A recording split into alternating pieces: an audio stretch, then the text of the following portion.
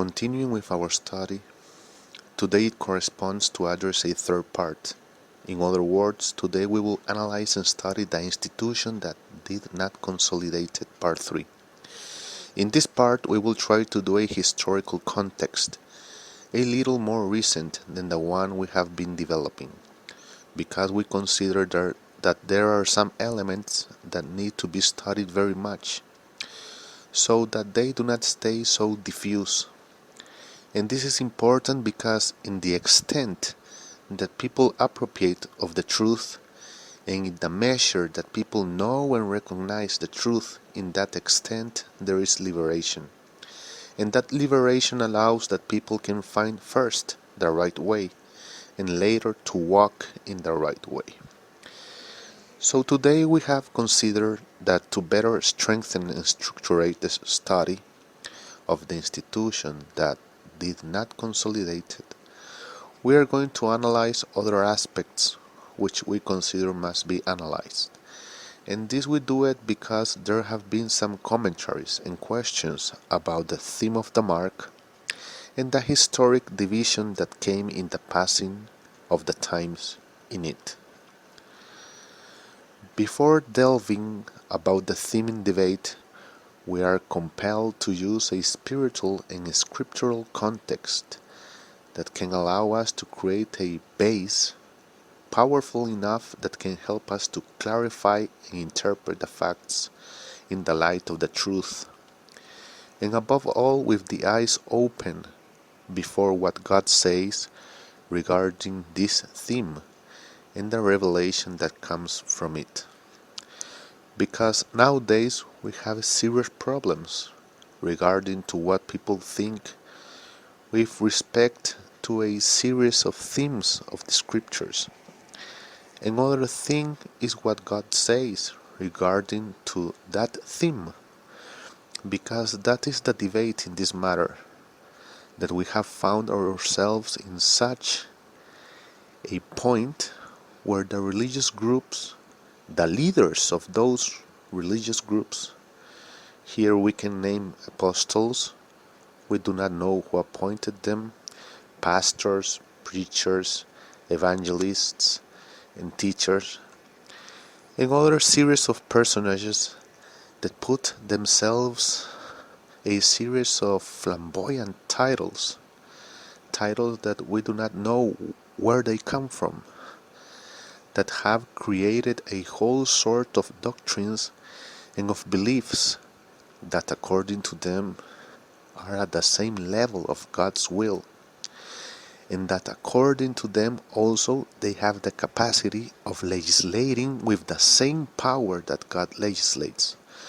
to such a point that there are many things that God has ordered that must be done, and they do not care about that, because they have already mounted their structures, their doctrines, their teachings, their beliefs, and well, God can do as He pleases, can do whatever He wants, because they have already decided what must be done.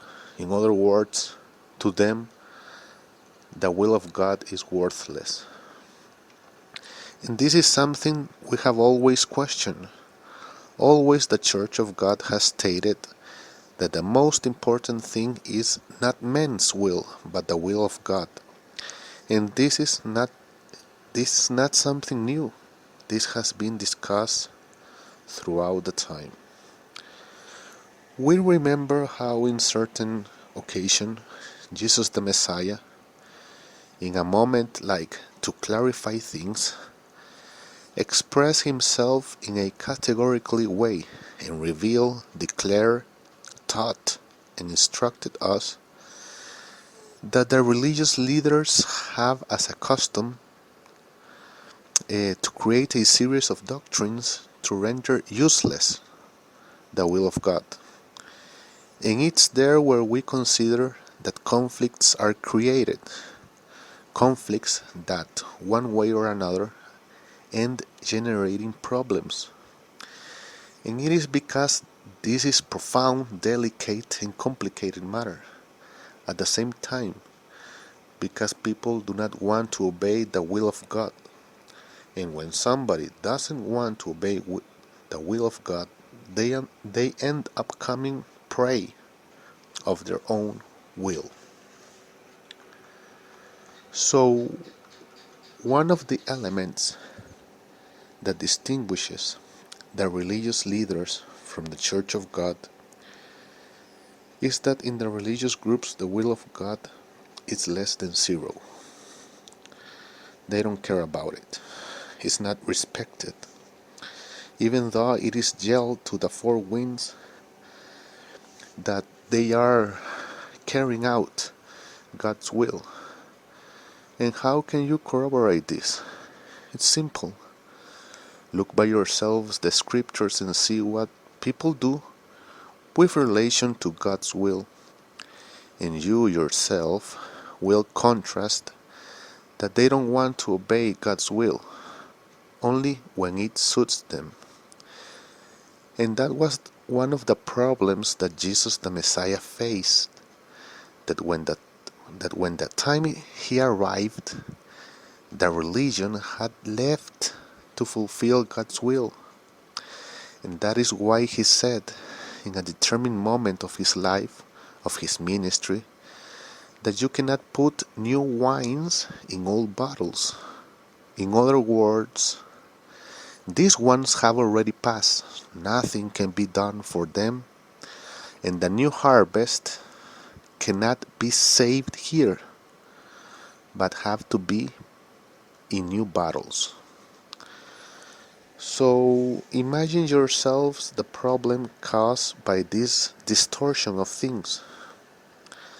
That is why the subject of the institution that didn't consolidate it, which is for us as Church of God fundamental, because through it we can discover a series of facts, circumstances, situations, and elements that otherwise we wouldn't have the capacity to see. So we keep in the debate of the will of God, and we are obliged to separate what is and what is not that will. Because in the measure that we separate the living thou, in that measure the thou will remain pure. But nowadays the majority of people are not interested in knowing the will of God, even though they say that they want to respect and to observe and to follow and to obey the will of God.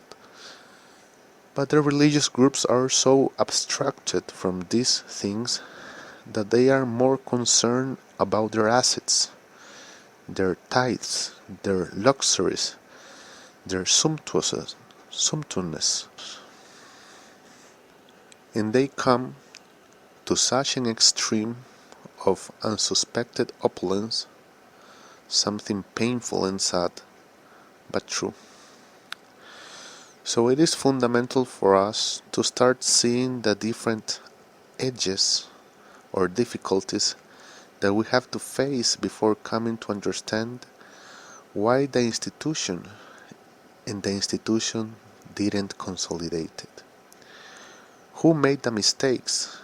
How those mistakes were made? And what should have been made and wasn't? All this is fundamental for us.